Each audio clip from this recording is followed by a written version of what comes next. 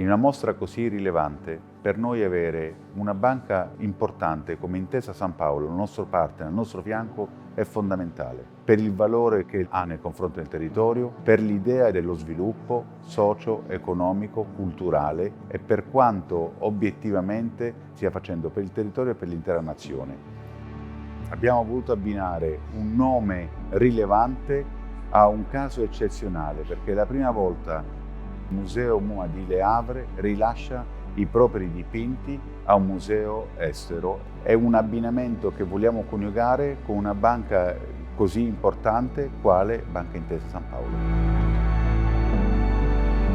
Intesa San Paolo è il main sponsor di questa mostra Arte Salvata, che parla di opere salvate dalla distruzione ai tempi della Seconda Guerra Mondiale. E quindi riportate in vita da chi ha avuto la lungimiranza di proteggerle e poi di creare per loro un nuovo luogo dove essere esposte.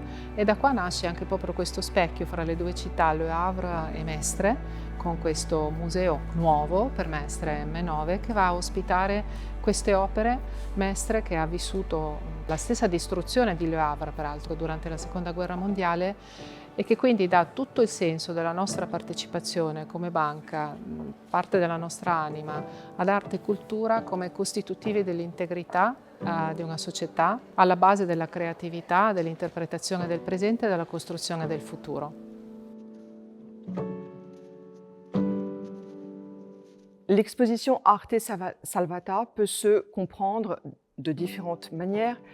C'est à la fois l'art qui est sauvé de la guerre, qui a été sauvegardé, qui a été préservé, et c'est le cas pour l'ensemble des collections du musée du Havre, mais c'est aussi l'art qui est curatif, qui sauve, l'art qui va apporter de bienfaits, qui va soigner, l'art qui soigne. Et donc c'est vraiment important de prendre cette exposition et Arte Salvata dans ces deux définitions.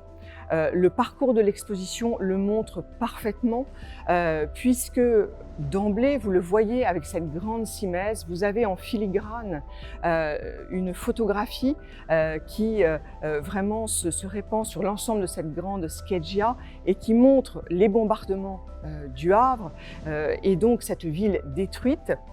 Mais vous avez au-dessus l'art, les œuvres, la lumière, la couleur qui resplendit au-dessus des décombres.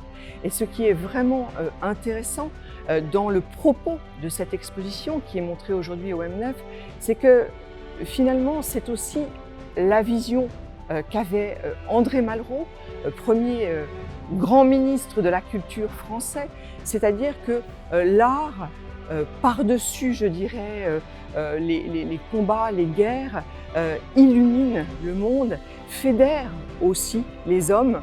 Et donc, toutes ces questions-là qui ont été vraiment mises en question, écrites par André Malraux, finalement, se retrouvent ici dans ce projet d'exposition. On pose toujours la question, et à juste titre, quel est le message de cette exposition Arte Salvata? Bien évidemment, l'art a été sauvé, notre patrimoine commun a été extirpé des musées, caché dans des abris pour résister aux menaces des bombardements.